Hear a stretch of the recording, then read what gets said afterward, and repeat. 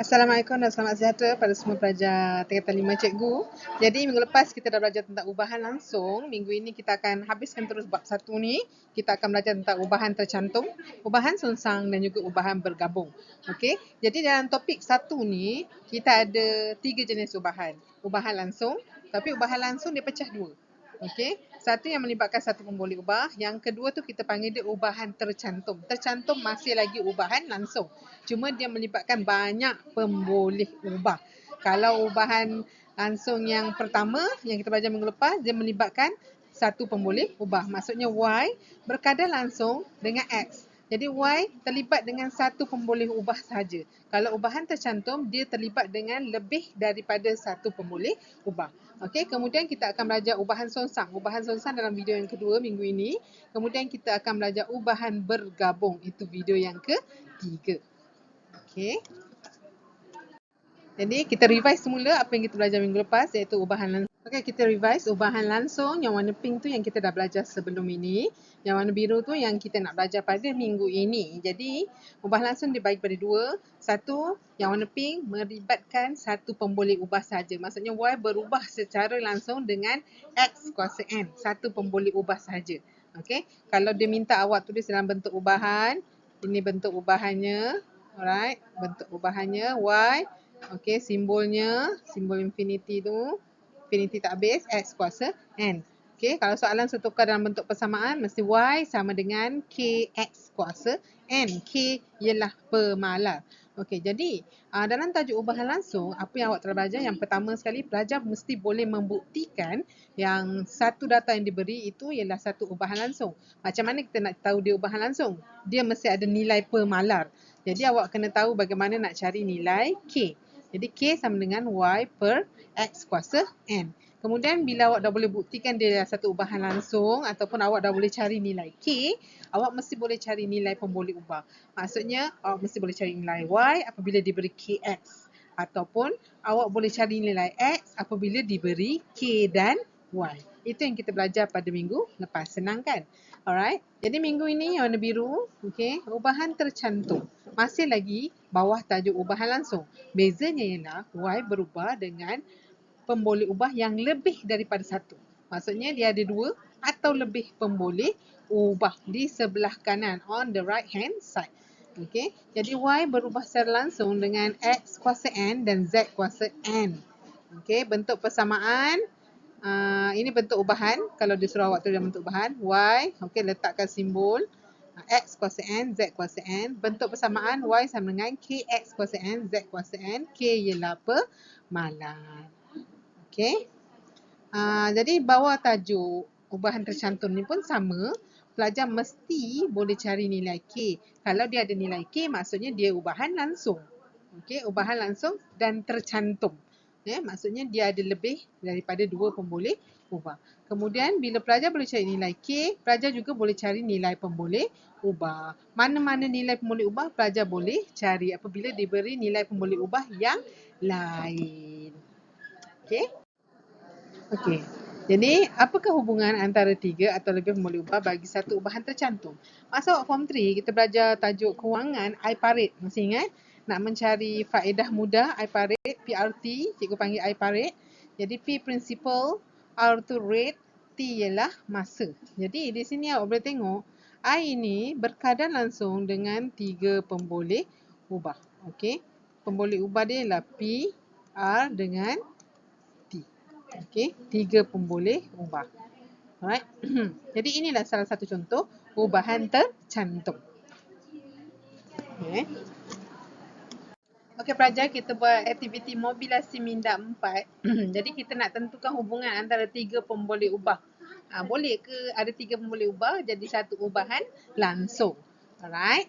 Jadi di sini dia melibatkan X panjang, lebar Z dan dia punya luas ialah Y. Jadi sekarang kita isikan dulu kotak-kotak kosong ini bagi membuktikan apakah hubungan mereka bertiga. Okey, cikgu dah siap tulis di situ. Jadi kita kiralah jika Z ialah pemalar, pemalar awak tahu kan? Pemalar ialah benda yang tetap tidak berubah. Jadi awak tengok kat situ. Kan Z dia tetap je 6. Alright. Jadi awak tengok sekarang kita tengok jika Z ialah pemalar, apakah nilai Y? Okey, jadi kita darabkan 6 kali 2 12, 6 kali 3 18, 6 kali 4 24, 5 kali 6 30. Alright. Kemudian B, jika X ialah pemalar, maksudnya kita tetapkan nilai X. Okey, kita tengok nilai Y dia. Okey, jadi Y dapat 12, Y dapat 10, Y dapat 8, Y dapat 6. Okey, C, jika X, Y dan Z ialah boleh ubah, kita kira dia punya K. Okey, kita kira dia punya K. Apa sal kita nak kira? Okey, jadi kita tengok pada perbincangan, apakah hubungan antara Y dan X jika Z ialah pemalar. Jadi kita tengok pada kotak ini. Okey, kita tengok. Bila Z dia pemalar, jadi Y berkadar langsung dengan X. Jadi apa hubungan dia? Y berkadar langsung dengan X sekiranya Z ialah pemalar. Jadi kalau kita tahu dalam persamaan, kita akan dapat Y sama dengan 6X. Okey. Yang kedua, apakah hubungan antara Y dan Z jika X ialah pemalar? Tengok pada kotak B. Okey, jadi kita tengok X ialah pemalar. Tengok nilai X. X semua 2. Okey, jadi dia punya nilai Y akan bertambah dan dia berkadar langsung dengan bertambahnya nilai Z. Jadi Y berkadar langsung dengan Z. Okay, kalau awak tukarkan dia dalam bentuk persamaan, awak akan dapat Y sama dengan 2X. Y sama dengan 2X. Alright. Yang ketiga, okay, apakah hubungan antara Y, X dan Z jika ketiga-tiganya ialah pemboleh ubah? Okey pelajar, jadi awak tengok dekat sini. Y per X Z. Itu ialah rumus untuk mencari nilai K. Jadi awak tengok, apabila Y bahagi X Z, awak akan dapat nilai yang sama. 1, 1, 1, 1.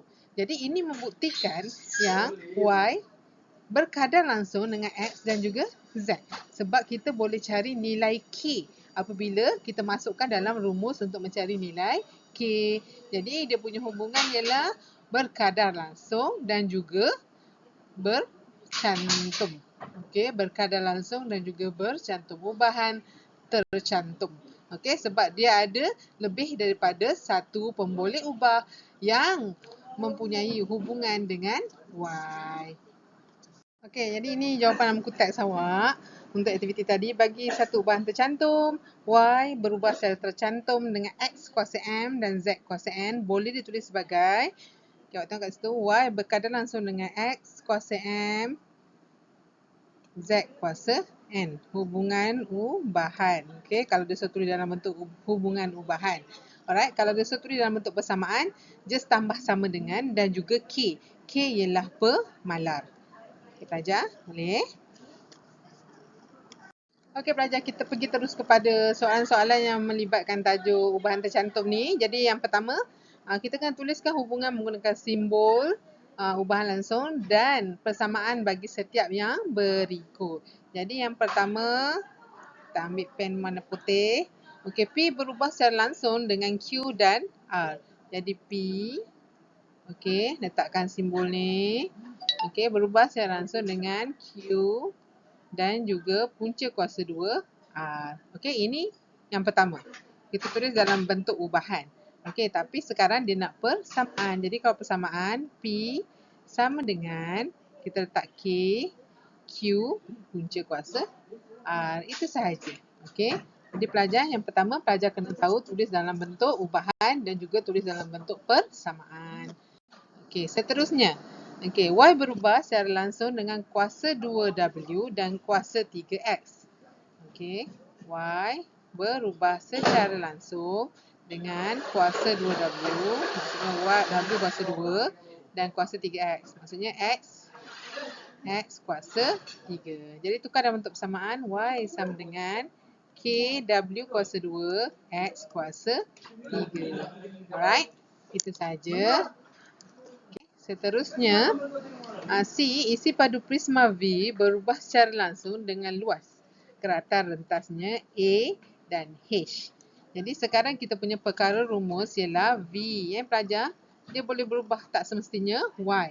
Okey, jadi V berubah secara langsung. Kita tukar dalam bentuk ubahan terlebih dahulu. Okey, V berubah secara langsung dengan keratan rentas A dan juga tingginya H. Alright, itu dalam bentuk ubahan. Jadi kita tulis dalam bentuk persamaan V sama dengan K A H. Kah? Cikgu, kalau saya tulis V sama dengan K H A boleh tak? Boleh, tak ada masalah Boleh. Alright. Okey, seterusnya jisim W bagi sebatang besi berbentuk silinder berubah. Okey, secara langsung dengan panjang P dan kuasa 2 diameternya. Tapaknya D. Alright, jisim W bagi sebatang besi. Jadi dia punya perkara rumus dekat sini ialah W berkadar langsung dengan panjang P dan kuasa 2 diameter. Maksudnya D kuasa 2. Tukar dalam bentuk persamaan. W sama dengan K tambah K. P D kuasa 2. Okey, senang kan? Alright. Mesti tahu tukar dalam bentuk ubahan dan juga tukar dalam persamaan. Okey. Saya tengok sini. Sekarang kena cari nilai pemboleh ubah. Okey, nilai pemboleh ubah ke K? Okey. Mencari nilai pemboleh ubah selepas dapat nilai K. Jadi K rumusnya ialah K sama dengan Y bahagi dengan X Z. Okey, Y bahagi dengan X Z. Alright. Jadi kita tengok sini contoh yang diberi. Buka pen warna hitam. Okey, Y berkadar langsung dengan X berkadar langsung dengan Y kuasa 2Z. Jadi dekat sini perkara rumus dia ialah X. Perkara rumus boleh berubah ya pelajar. Okey, jadi kita tulis dalam bentuk persamaan X sama dengan K Y kuasa 2 Z. Jadi sekarang kita cari nilai K terlebih dahulu. K, jadi 6 yang selebih ni pindah bagi dekat bawah. 6 bahagi 3 kuasa 25. Jadi 2/15. Okey, jadi ini nilai K. Jadi tulislah persamaan dia X sama dengan 2/15 Y kuasa 2 Z. Okey, maksudnya kalau nak tulis dalam bentuk persamaan mesti cari nilai K terlebih dahulu. Okey. Contoh 11.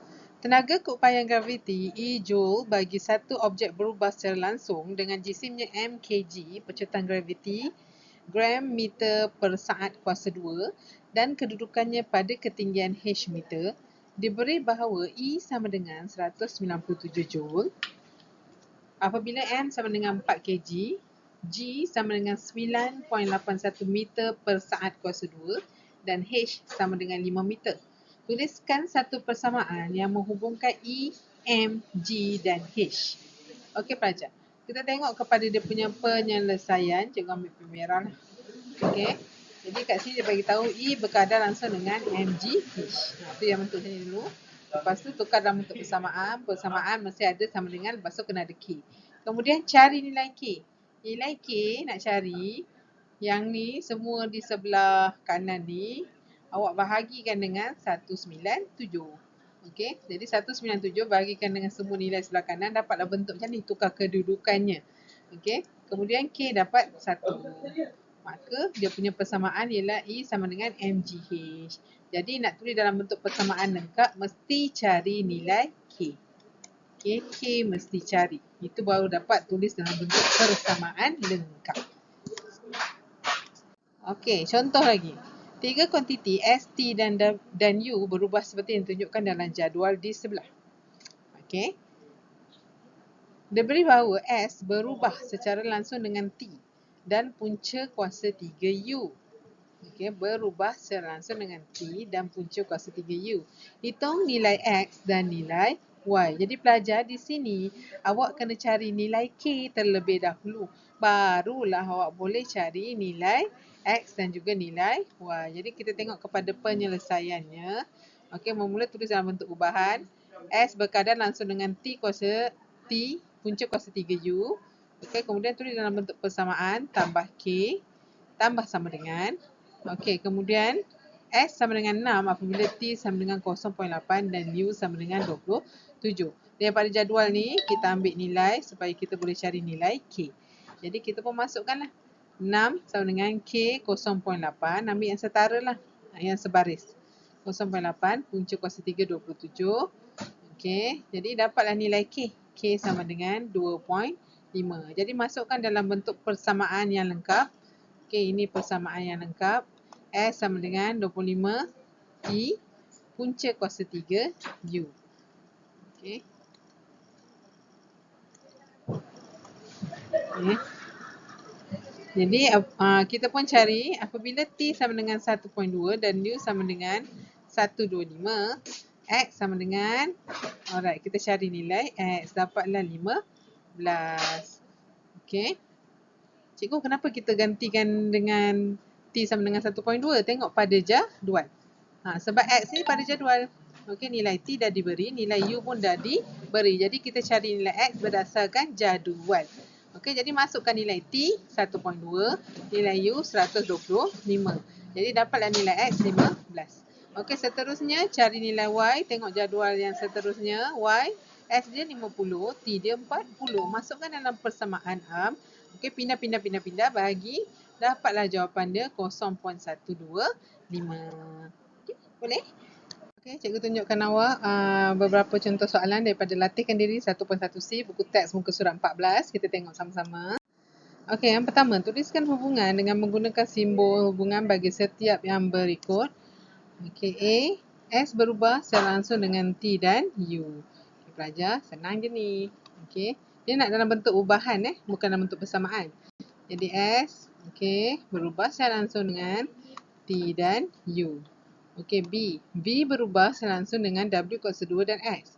B berubah secara langsung dengan W kuasa 2 dan X. Okey, C. A berubah secara langsung dengan kuasa 3B dan punca kuasa 2C. A berubah secara langsung dengan kuasa 3B dan punca kuasa 2C. Okey, dan yang terakhir, luas muka melengkung L, okey, berubah secara langsung dengan jejari tapak dan tingginya H. J, H. Okey, itu saja. Okey, seterusnya untuk soalan nombor 2, cikgu buatkan soalan 2A. Cikgu tunjuk contoh soalan 2A. 2B awak cuba buat sendiri. Hitung pemalakir bagi setiap yang berikut. Okey, P berubah secara langsung dengan Q kuasa 3 dan R kuasa 1/3. Jadi kita tulis dalam bentuk ubahan. P berubah secara langsung dengan Q kuasa 3 dan R kuasa 1/3. Kita dah belajar indeks. Kuasa 1/3 bermaksud punca kuasa 3 R. Kita tukarkan dalam bentuk punca kuasa 3 supaya senang nanti nak cari nilai. Jadi tukar dalam bentuk persamaan. P sama dengan tambah K, Q kuasa 3, punca kuasa 3 R. Okey, pelajar. Seterusnya kita cari dekat keyword dia. Okey, keyword dia. Dia kata kat sini diberi P 5.184, Q 1.2 dan R 216. Alright. Jadi kita masukkan nilai-nilai dia. P 5.184 sama dengan K. Kita masuk nilai sebab kita nak cari nilai K. Jadi Q 1.2 kuasa 3. Kemudian R 216. Okey, punca kuasa 3 216. Kemudian ambil kalkulator, kita kira nilai. Kira nilai. Okey, 1.2 kuasa 3. Okey, darab dengan punca kuasa 3 216. Okey, kita dapat 10.368. Okey, jadi 5.184 K 10.368. Alright, jadi nak cari K sama dengan 5.184 bahagi dengan 10.368. Tekan kalkulator awak. 5.184 bahagi dengan 10.368. K awak akan dapat 0.5. Okey, K 0.5. Dah, itu je lah sebab dia nak suruh cari nilai K. Okey, B kena buat sendiri ya. Okey, seterusnya nombor 3. Diberi Y sama dengan 6, X sama dengan 0.64 dan Z sama dengan 5. Ungkapkan Y dalam sebutan X dan Z jika A, Y berubah secara langsung dengan punca kuasa 2X dan Z. Okey pelajar, kita buat soalan ni. Y berubah secara langsung dengan punca kuasa 2X, Z. Tukarkan dia dalam bentuk persamaan. Y sama dengan K punca kuasa 2X, Z. Okey, jadi dia bagi nilai Y, dia bagi nilai X, dia bagi nilai Z. Masukkan saja nilai ni supaya kita dapat nilai K. Jadi Y dia tadi dapat berapa? Dia bagi pada soalan. Okey. Ni nilai Y. Y sama dengan 6. X sama dengan 0.64. Z sama dengan 5. Okey, masukkan saja nilai-nilai itu supaya dapat nilai K. Jadi Y 6. K tak tahu. Okey. X 0.64. Alright. Z ialah 5. Okey, jadi 6 tekan kalkulator, punca kuasa 2 0.64 dapat 0.8, 0.8 darab 5 dapat 4. Jadi K darab 4. Okey. Tak muat pula nak tulis kat bawah tu. Sekejap cikgu padamkan. Okey, jadi K sama dengan 6 bahagi 4. Okey, K sama dengan 6 bahagi 4, 1.5. Okey, nilai K ialah 1.5. Right? Okey, B kena buat sendiri. Okey, soalan nombor 5. Diberi G berubah secara langsung dengan H dan punca kuasa 2M. Jika G sama dengan 42, H sama dengan 7, M sama dengan 16, hitung A nilai G apabila H sama dengan 4, M sama dengan 81. Okey, pelajar macam biasa kita highlightkan keyword-keyword dia. Okey, G sama dengan 42, kemudian H sama dengan 7, M sama dengan 16. Alright. Dia suruh cari nilai G. Okey, tukarkan dia dalam bentuk ubahan dulu. Okey, G berubah secara langsung dengan H dan punca kuasa 2 M. Jadi tukar dalam bentuk persamaan, G sama dengan K H punca kuasa 2 M. Okey, diberi nilai G 42. Jadi kita masuk G 42. Okey, K tak tahu. Okey, H 7. Okey, M 16. Okey. Ni kita cari nilai K terlebih dahulu. Lepas kita dah dapat K, baru kita boleh memenuhi nilai G pada soalan A dan B. Cari nilai pemboleh ubah yang lain. Kena cari K dulu. Okey. Jadi 42 sama dengan K. Punca kuasa 2, 16, 4. 4 kali 7, 28. Jadi sini K darab 28. Okey, nak dapat K. K sama dengan 42 bahagi 28. Jadi tekan kalkulator, 42 bahagi 28, 1.5. Okey, masukkan dalam persamaan yang tepat. G sama dengan 1.5. 1.5 tadi nilai K. H punca kuasa 2 M. Okey, jadi kita pergi kepada soalan A. Soalan A. Ini soalan A. Dia nak nilai G apabila H sama dengan 4 dan M sama dengan 81. Jadi gunakan nilai yang diberi. Sekarang dia nak nilai G. Okey. Jadi G tak tahu. G sama dengan, okey. Oh, dia nak nilai G tak tahu. Kita masukkan 1.5 ialah dia punya nilai K. Okey, H dia 4. Okey, punca kuasa 2. M dia ialah 81. Jadi G sama dengan, darabkan je lah. Guna kalkulator. Okay. 1.5 darab 4 darab punca kuasa 2, 81. Dapat 54. Jadi nilai G ialah 54. Dah selesai. Jadi dalam tajuk ubahan ni senang. Yang pertama, pelajar mesti tahu tukar dalam bentuk ubahan. Yang kedua, mesti tahu tukar dalam bentuk persamaan. Yang ketiga, mesti tahu cari nilai K. Yang keempat, mesti tahu cari nilai pemboleh ubah sekiranya diberi nilai pemboleh ubah yang lain.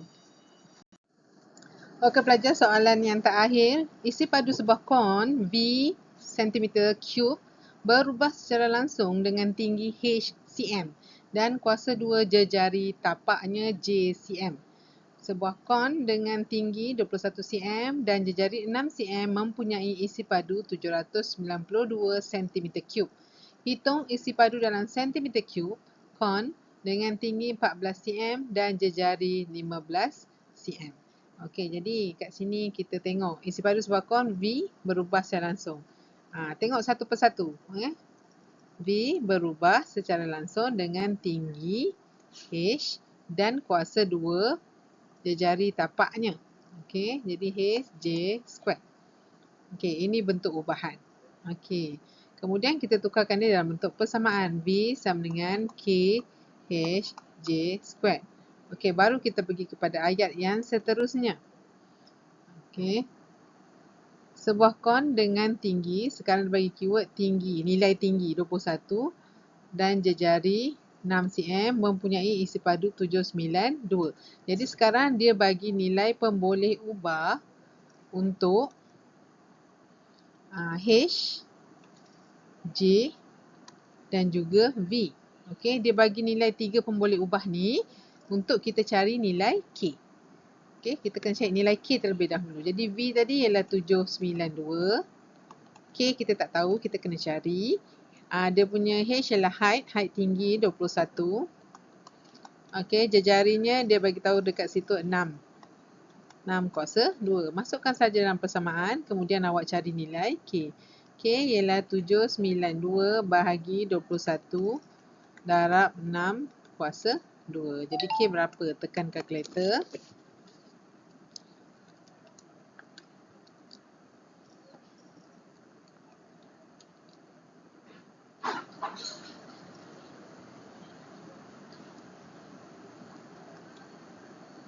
K dekat sini cikgu dapat K dia ialah 22/21.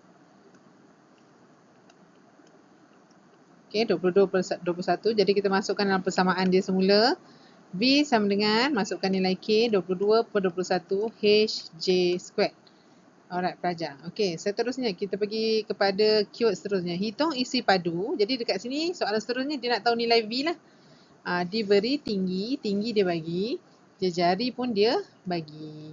Okey, sekarang dia nak tahu nilai isi padu. Jadi V sama dengan, masukkan dalam dia punya ubahan 22/21. H dia dah bagi 14. Okey, J dia bagi 15. Kuasa 2. Jadi tekan je kalkulator. Alright. 22/21 darab 14 darab 15 kuasa 2. Okey, dapat 3,300 cm3. 3,300 cm3. Itu jawapannya. Okey. Okay, pelajar, ini homework yang awak perlu buat. Disebabkan nombor 1 cikgu dah tunjuk semua. Jadi nombor 1 awak tak perlu buat lah. Ni 1C, 1D tak payah buat dah. Jadi awak cuma buat 2B, 3B, soalan nombor 4, soalan 5B, soalan nombor 6 dan soalan nombor 7 dalam buku matematik 1 awak. Alright. Buku matematik yang ada pada awak lah. Okay, buat dalam buku latihan, tulis indeks. Indeks ialah praktis 1.1C, muka surat 14. Okay, buat soalan ini. Okay, itu saja untuk video yang pertama.